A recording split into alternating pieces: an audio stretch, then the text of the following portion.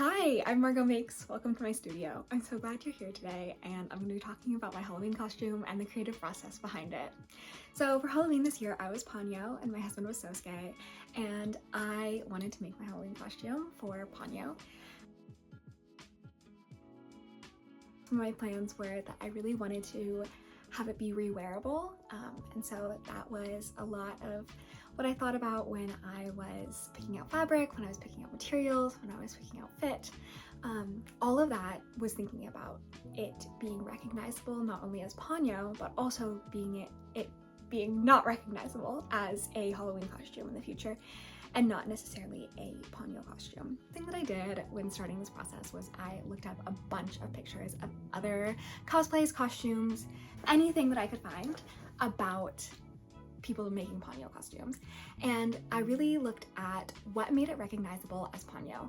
Was it the color, the fit, the style, the neckline, everything. So I really went through and I also decided what I liked and what I didn't like about other people's costumes. A lot of them were cosplay, and I knew that I didn't want to wear a wig, I didn't want to wear heavy makeup, and so I kind of took what I could from those. And I noticed that the neckline was extremely variable. People could wear like the mandarin collar, which is what she has, or sometimes people didn't have a collar, other people did different collars. So I knew that was very variable. Second, I noticed that people really stuck to the red, which I thought was really interesting.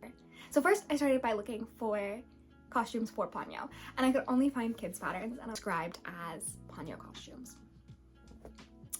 And so then I tried to look for like specific details about her costume, and I also couldn't find anything. And so at that point, it was a couple weeks out, and I was like, well, I guess I'm gonna have to make it. I broke the costume down into different parts. So there was the neck, the sleeves, the bodice, and the skirt. Starting off with the bodice, one of the main parts about Ponyo's costume is that it's really loose and free-flowing. So I used a t-shirt pattern that's oversized on me to make a pattern that was oversized for the dress as well.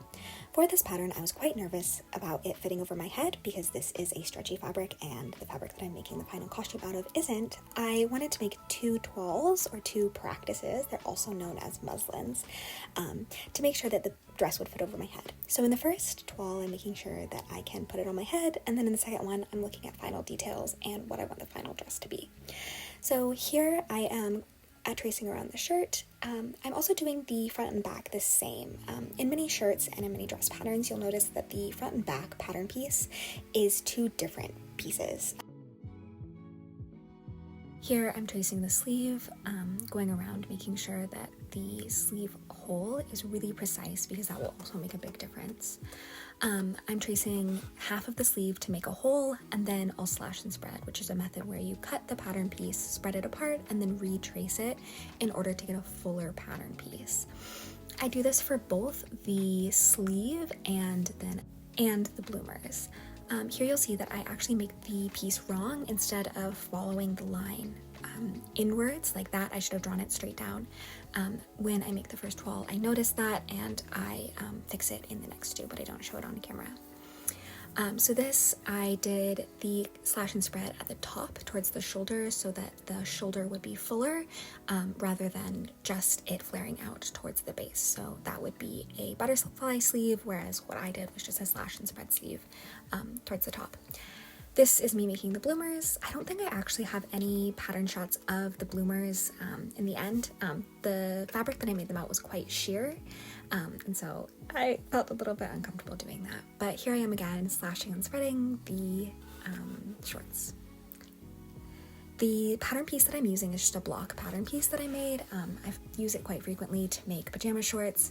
I use the same 4 pattern pieces, whereas other pants patterns use a different pattern piece for the front and the back. But because this has an elasticized waist, it's able to be a little bit more flexible. To make the bloomers into the bloomer shape, I also put elastic around the bottom.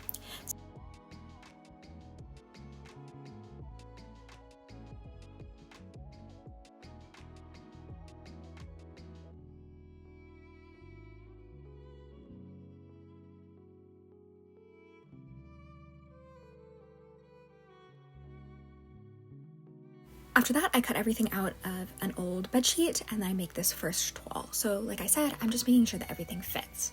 After I've sewn everything together, I make all of the modifications that I can. So I bring in the shoulder sleeve to bring it closer up to my neckline. And you can see that I just do what's absolutely necessary. So I only make one sleeve just to make sure that it fits on the bodice. I don't finish the neckline, so I don't make a collar, and I also don't finish the bottom of the skirt.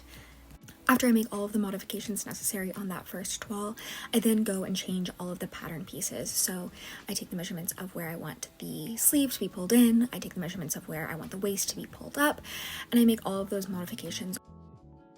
Now that I have the general shape worked out, I can start working on the finer details in the second toile. For the second toile, I'm going to start working on the neckline.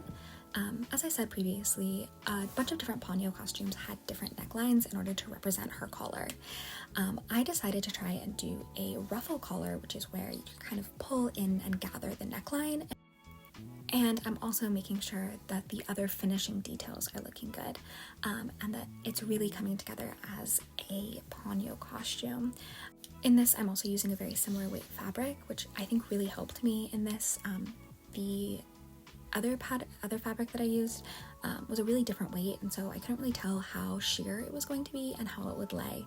But for this, it really helped me make final decisions, such as adding a lining versus not adding a lining, and also seeing how the bloomers were going to look underneath.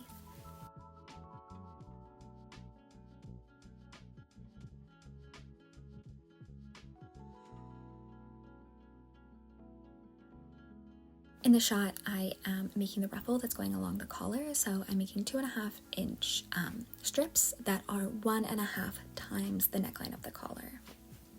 And there ended up actually not being any English tutorials how to do this on YouTube, and so I was just watching a bunch of videos in different languages, trying to figure out what I could.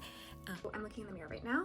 I have made my second toile, and I tried to attach this little collar, and when I pull it up like this, it really doesn't work. I think I would need to do a dress with a zipper because of just how it sits and how it fits. It just kind of sits kind of weird. But I think I'm pretty content with just doing the red dress and not having this ruffly collar. But yeah, I think that this t-shirt looks really good. There is a little bit of like a wing shape going on in the back just because I didn't do the back and front as different shapes. But yeah, I think it's also really interesting. Like, I thought that I needed a liner when I was looking at the fabric, just like in my hands and when I was purchasing it. But after I put it on, it actually looks okay without a liner. Like, it doesn't seem like I really need a liner. After I did that second fitting, I decided I didn't need to make a skirt and I didn't need to add the elastic to the sleeves because I got all of the information that I needed to know. I decided I wasn't going to do a collar. I would just do a bias tape binding around the collar, and that the sleeves were perfect in the other one. So I cut it out. This fabric is a viscose blend.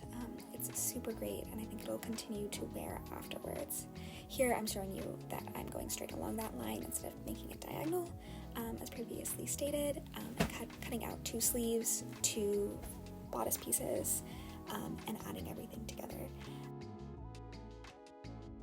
So the slash and spread method on the sleeves in order to attach them to the bodice. I'm using the gathering method where you do a really long stitch and then pull it tight in order to do the gathering. And I'm really trying to get the gathering up onto the top of the sleeve because I'm noticing that's where they are in Ponyo. I'm doing the half circle skirt. I just threw my measurements into a half circle skirt calculator and I'm just trimming it out.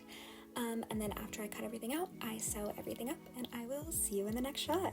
All right, it is an hour and a half until the party. I am showered, my hair is in curlers, and my makeup is done, and I am nearly finished with the dress. So I finally figured out how to cut out the last pieces. I cut everything out last night and I sewed the dress together this morning. So this is the front. This is what it looks like. This is the back. And all I have left to do is cut the threads off of it and iron everything together. So let me finish that and I will show you how it turned out. And this is the final look.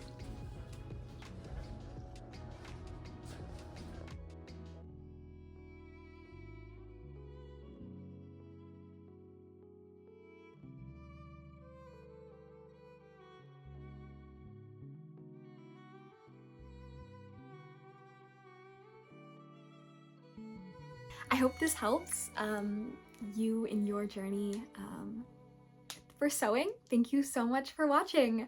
Have a great day.